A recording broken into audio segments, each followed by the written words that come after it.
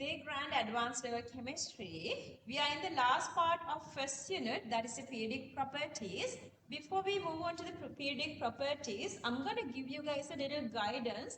To understand the basics of periodic properties, we need two other little criteria. The very first one is the Coulomb law.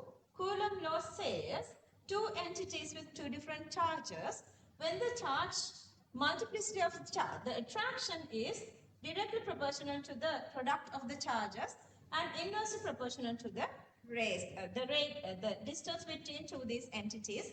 It simply means when the attraction is greater, when the charges are high, and also attraction is greater when radius is less, or the two entities are close to each other. Okay, next background information you need is the shielding effect. Shielding effect is, let's go with the definition. The decrease in the attraction force of outer shell electrons, which is obviously due to the presence of inner electrons, is called shielding effect. Okay, outer shell electron attraction to the nucleus is decreasing by inner shell electrons, which is called the shielding effect, so that you don't feel the exact nucleus charge to outermost shell electrons. That the amount that you are feeding to the outermost electron is called the effective nuclear charge.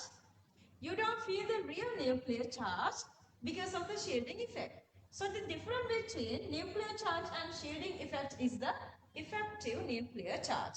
Understanding those two, we are going one by one of these 8 different periodic properties. The very first one, size of atom and ions. Size,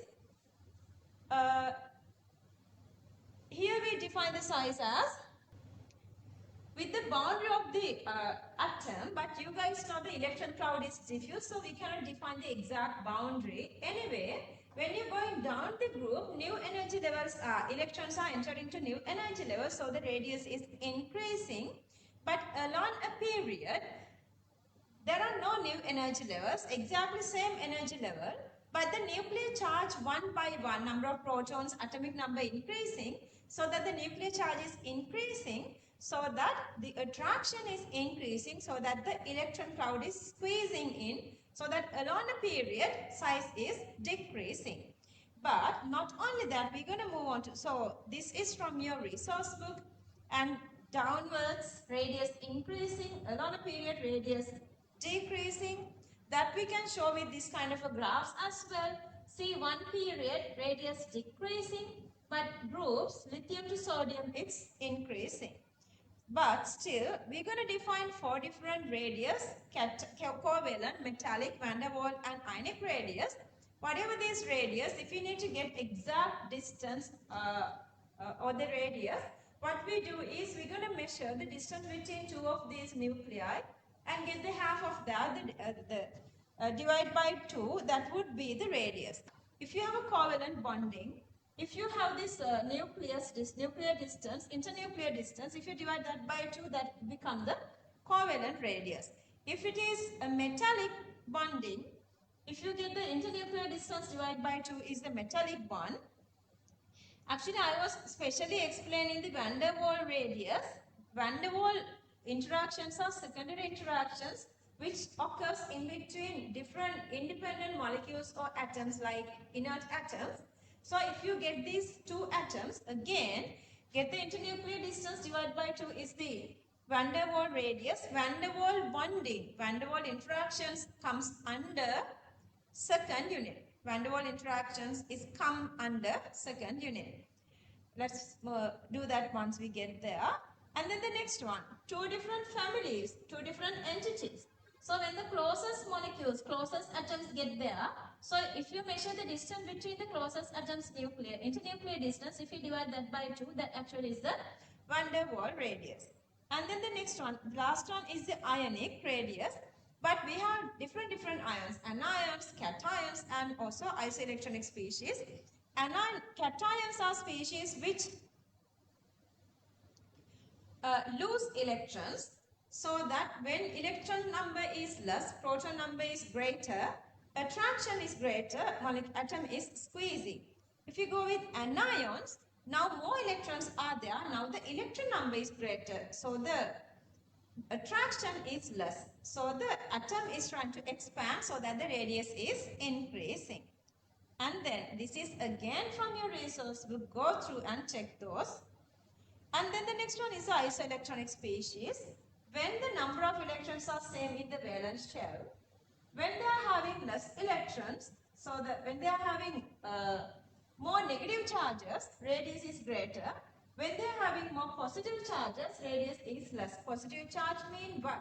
Protons are greater, electrons are less, so that the attractions are greater. Second one is ability of formation of cation and an ion. Going down, the group size is larger, so the nuclear attraction is less. So the removal of electron is easier, formation of cation is greater. Along a period, size is getting smaller, gaining of electron is easier, formation of an ion is easier. So the most challenging part we did today was this, the oxidation number. Oxidation means removal of electron. Reduction means gaining of electron. Oxidizing agent, the species which undergo reduction. Reducing agent is a species which undergo oxidation. Oxidizing ability, easiness of getting reduced. Reducing ability, easiness of getting oxidized. We were taken this as a little example of this cleaning agent. If I clean you, you get cleaned, I get unclean. If I oxidize you, opposite thing is happening. If I oxidize you, what's oxidation? I am gaining your electrons to me. So you get oxidized, increase your oxidation number, but I get reduced because I get electrons. Gaining electron is the reduction. Likewise, if I reduce you, I have to offer you my electrons. So your oxidation number is decreasing, so that is a reduction, but I am giving my electrons away.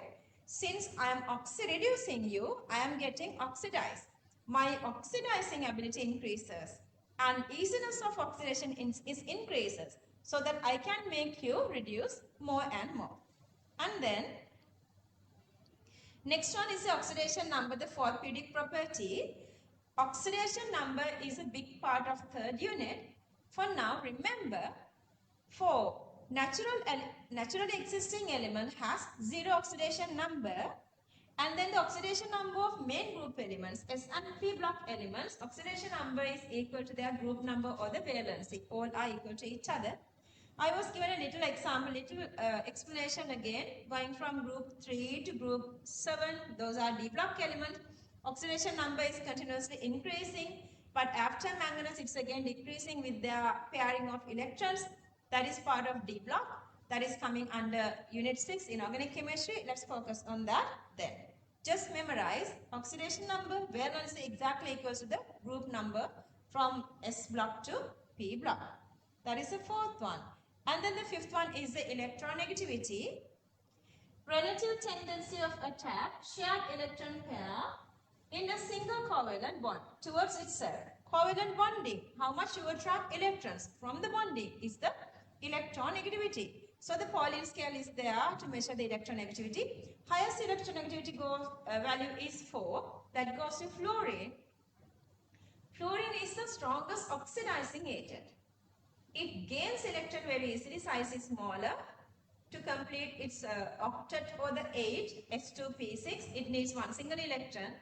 Size is smaller, so that has the highest ability to gaining electrons, so it has the highest electronegativity. So that the group 17 having the highest electronegativity, group 1 is having the lowest electronegativity. And I asked you guys to memorize this increasing order for the Lewis drawing unit 2. And then we talked about this, the factors affecting electronegativity. There are 4 factors. Radius. Radius is smaller. Gaining of electrons are easier, so that the electronegativity increases. Charge of the atom. When the charge is positive, more positive, lack of electrons, gaining of electrons is easier, so that the electronegativity is high. Negative charges, losing electrons, so that the less electronegative, because they already have more electrons. Gaining electron is not that easy. So the anion's electronegativity is less. And see, if you go with this example, when the positive charge is increasing, electronegativity is also increasing. Positive charge increasing mean more and more lost electrons, gaining of easier, so that the electronegativity is easy. And then this part, directly this part is connecting to second unit. For now, I would just say this one, hybridization, how these different orbitals are overlapping together, mixing together to make bonding. And that, remember, when s character, s orbital is greater, more of s orbital participating, less of p orbitals are participating. When more of s orbitals are participating, electronegativity is greater. You have three different hybridizations, sp, sp2 and sp3. sp hybridization has one s and one p. Half of s orbital is there. If you get a percentage, that's 50%. So the 50% electronegativity s character is there, so that the electronegativity is greater. If you go with sp3, 4 atomic orbitals, only one is s. So the s character percentage is 1 over 4 into 125%. So s character less means the electronegativity is less. And then the last one is the charge on the molecule. That's again, even for cations it's same. Plus charge higher, electronegativity greater. Minus charge higher, electropositivity greater. So even with this one, negative one, less electronegative. Positive one, more electronegative. So we done 5 periodic properties, and we need to do another 3 more periodic properties, then we are done with the very first unit. I know you guys are having issues, different issues, different problems. I want you guys to make sure that you guys are really doing good with unit 1, because for the final exam, even the contribution is less. For your first term test, it plays a big role. Make sure you guys are focusing really well with unit 1.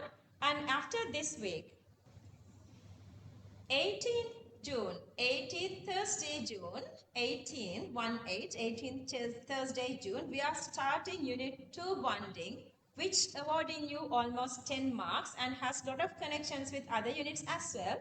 Make sure that you guys are participating for the class regularly, either online or either physical, that's alright. Make sure you do this nicely to get over all these questions and to reach these super results for the final exam. Okay, this is the grand advanced level chemistry.